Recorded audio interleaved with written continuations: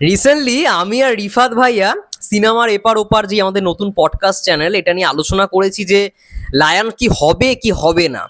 রিফাত ভাইয়ের বক্তব্য ছিল যে রায়হান রাফি যেহেতু কিছুদিন আগেই বলেছে যে তাণ্ডব দিয়েই তার সিনেমাটিক ইউনিভার্স শুরু হচ্ছে, তো রিফাত ভাইয়া গেস করছে যে হ্যাঁ এটা যদি রাফি রাফি ভাইয়া নাও বলতো, রায়হান রাফি স্যার নাও বলতো, তাহলে একটা গেস করা হতো যে লায়ন হচ্ছে না। কিন্তু এই কথাটা যখন থেকেই বলেছে তখন থেকেই অনেকের মনে এটা একটা ধারণা হয়ে গেছে, তার মানে লায়ন আই থিঙ্ক এই ইউনিভার্সেরই একটা পার্ট।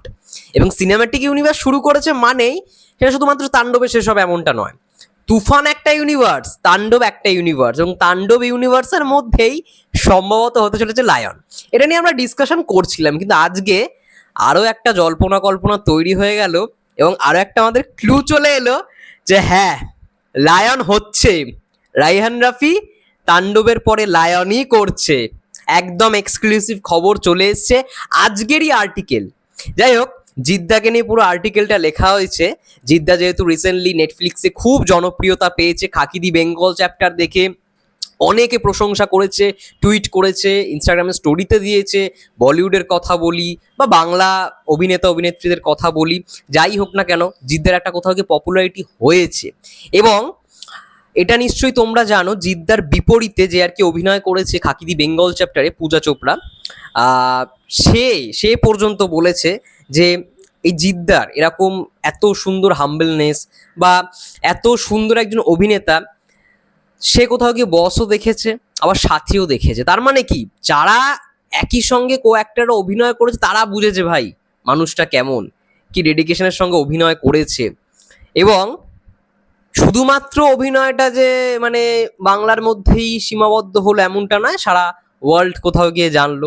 বা আমি ওয়ার্ল্ডের কথা ছেড়েই দিই, আমি ইন্ডিয়ার যদি অ্যাক্টর অ্যাক্ট্রেসদের কথাই বলি, যারা রেগুলার নেটফ্লিক্সের কন্টেন্ট দেখে তাদের কাছে তো কোথাও গিয়ে পরিচিত হলো, যারা হয়তো একটা সময় দেখেছিল কিন্তু সেই রকমভাবে জানতো না, কিন্তু হ্যাঁ এখন পুরোপুরিভাবে জেনে গেল। তো রিসেন্টলি যেটা নিয়ে আর্টিকেলটা বেরিয়েছে, ভাস্বতী ঘোষ আবারও লায়ন নিয়ে আগে আপডেট দিয়েছিল ভাস্বতী ঘোষই যে লায়ন হবে, আবারও এই আর্টিকেলের মধ্যেও সেই আপডেটটা দিচ্ছে। মানে ভাস্বতী ঘোষই এই আর্টিকেলের মধ্যে লিখেছে। আমি একটু পুরো আর্টিকেলটা পড়ে শোনাই। এবং আর্টিকেলটা বেসিক্যালি জিদ্দার মুম্বাইতে থাকা নিয়ে, মুম্বাইতে জিদ্দা রিসেন্টলি থাকা শুরু করেছে সেটা নিয়ে আর্টিকেলটা লেখা হয়েছে। তো একটু পড়ে নিই। মুম্বাইয়ের নতুন জায়গা সুপারস্টার জিতে কেরিয়ার শুরুর সময় স্বপ্ননগরীতে গিয়ে স্ট্রাগল করতে শুরু করেন নায়ক। স্বপ্ন ছিল ছবির প্রধান মুখ হওয়ার, তবে বাংলায় ফিরে সাথী ছবি করেই সাফল্যের সিঁড়ির প্রথম ধাপে উঠেছিলেন তারকা। তারপর একের পর এক ব্লকবাস্টার ছবি করেছেন। এর মধ্যে দীর্ঘদিনের বন্ধু নীরাজ পান্ডের সঙ্গে ওয়েব সিরিজটা করে নায়ক এই মুহূর্তে বলিউডের চর্চার কেন্দ্রে। বলিউডের চর্চার কেন্দ্রে, এটা একটা আমাদের কাছে বিরাট ব্যাপার। সত্যি কথা বলতে আমরা সবাই এটা চাই যে জিদ্দা ভাই যেরকমভাবে মানে কন্টেন্ট নিয়ে এসছে রিসেন্টলি কয়েকটা বছরে, সে একটু পপুলারিটি পাক, কি আছে, সে তো ভালো একজন অভিনেতা, এটা তো অস্বীকার করার কোনো ইয়ে নেই। খাকি দি বেঙ্গল চ্যাপ্টার যে সুপারস্টার জিতের জীবনে একটা নতুন অধ্যায়ের সূচনা করলো তা নিয়ে সংশয় নেই। নজর কাড়া খবর হলো এবার আন্ধেরি ওয়েস্টে, আন্ধেরি ওয়েস্ট একটা জায়গা, একটা মানে মুম্বাইয়ের সব থেকে জনপ্রিয় একটি জায়গা, আন্ধেরি ওয়েস্টে জিতের থাকার নতুন ঠিকানা হয়েছে। নায়ক যখন মুম্বাইতে যাবেন তখন সেখানে থাকবেন। যদিও নায়কের তরফে এই বিষয়ে কিছু ঘোষণা করা হয়নি, কোনো নায়কই ঘোষণা করে ওরকমভাবে অফিসিয়ালভাবে, আমরা মিডিয়ার তরফ থেকে সেটা জানতে পারি। সম্প্রতি টলিউডের নামী প্রযোজকদের সঙ্গে সেখানে আড্ডা জমিয়েছিলেন জিৎ। আচ্ছা, সম্প্রতি টলিউডের নামী প্রযোজকদের সঙ্গে সেখানে আড্ডা জমিয়েছিলেন জিৎ, এটা কার কথা বলা হচ্ছে নিশ্চয়ই তোমরা গেস করতে পারছো।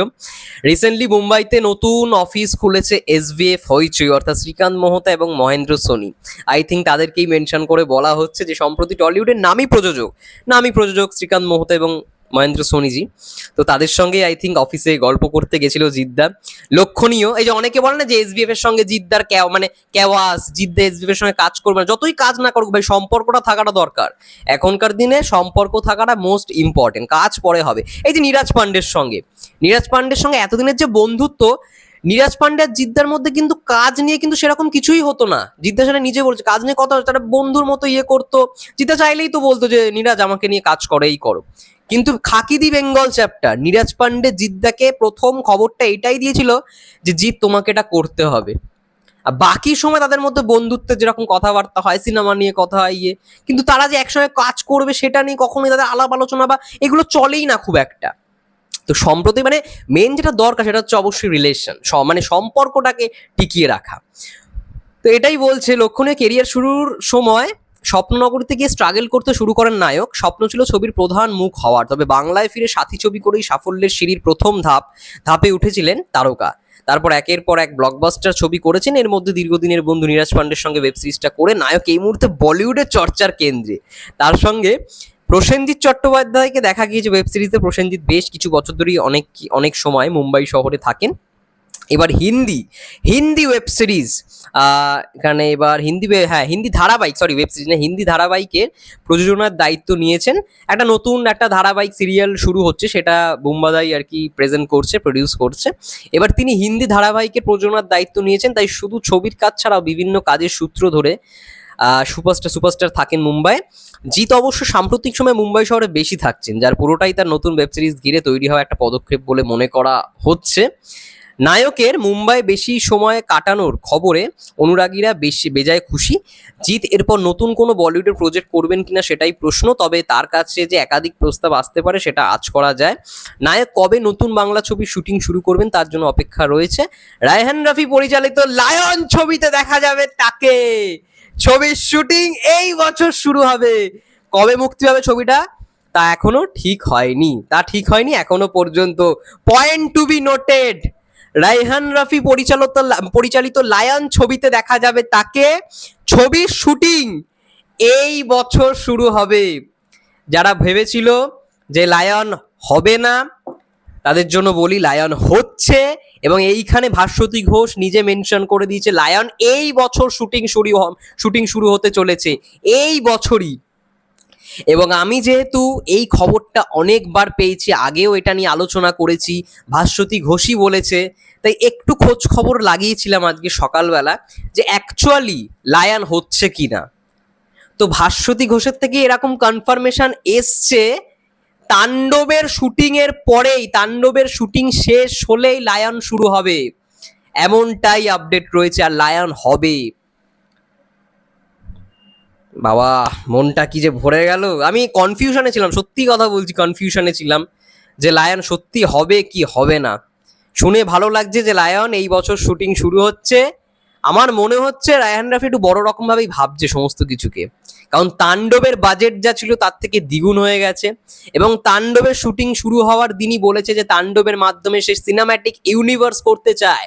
এবং এই সিনেম্যাটিক ইউনিভার্স যখনই কথাটা এসছে না, তখন থেকেই সবাই আঁচ করে নিয়ে যে ভাই এটার সঙ্গে তো লায়নের কিছু একটা সম্পর্ক হলেও হতে পারে। এবার দেখো, লায়ন করছে হয়তো শ্যাডো ফিল্মস, ঠিক আছে, আবার তাণ্ডব করছে এসভিএফ। এখানে কনফিউশন অনেকেরই সৃষ্টি হতে পারে, তাহলে কি তোমাদের এসভিএফ একটা প্রডিউস করছে, লায়ন করছে অন্য প্রোডাকশন, কি করে হবে ক্রস ইউনিভার্স বা মাল্টিভার্স যেটাকে বলা হয়, বা সিনেম্যাটিক ইউনিভার্স? দেখো সাউথে কিন্তু এটা রেগুলার হয়ে থাকে, সাউথ বা বলিউডে আলাদা আলাদা প্রোডাকশন হলেও যদি ডিরেক্টর সেম হয়ে থাকে তাহলে কিন্তু তারা ক্রস ওভার করে নেয়, কারণ ওদের কাছে রাইটসটা দেওয়ার একটা ব্যাপার থাকে, রাইটস অনেকে দিয়ে দেয়, প্রডিউসাররা এতই ভালো। এবার এক্ষেত্রে কি অ্যাকচুয়ালি প্ল্যান করছে রায়হান রাফি সেটা রায়হান রাফি নিজেই জানে। আবার এটাও হতে পারে যে লায়ন সম্ভবত এসভিএফ থাকলেও থাকতে পারে, শ্যাডো হয়তো সরে গেল, এসভিএফ থাকছে, বা এসভিএফ শ্যাডো ফিল্মস, এটাও হতে পারে। সবই এখন একটু জল ঘোলার মধ্যে রয়েছে, কিন্তু এটা শিওর লায়ন হচ্ছে, এবং লায়ন মনে হচ্ছে সিনেম্যাটিক ইউনিভার্সেরই পার্ট হবে। ও এটা হলে তো ভাই সেরা, মেগাস্টার শাকিব খান আর সুপারস্টার জিদ্দা ভাই একই ফ্রেমে একই ইউনিভার্সের একটা সিনেমায়, ভাই সেরা কিছু হবে, সেরা। আমি তো বিগেস্ট হ্যাপি হব, আমি তো খুব খুশি হব এটা যদি হয়ে থাকে। যাই হোক, তোমাদের কি মন্তব্য কমেন্ট করে জানাও, এবং এই নিউজটা পেয়ে অবশ্যই কেমন লাগছে কমেন্ট করে জানিও। ততক্ষণের জন্য সেই ভালো থেকো, সুস্থ থেকো, টেক কেয়ার।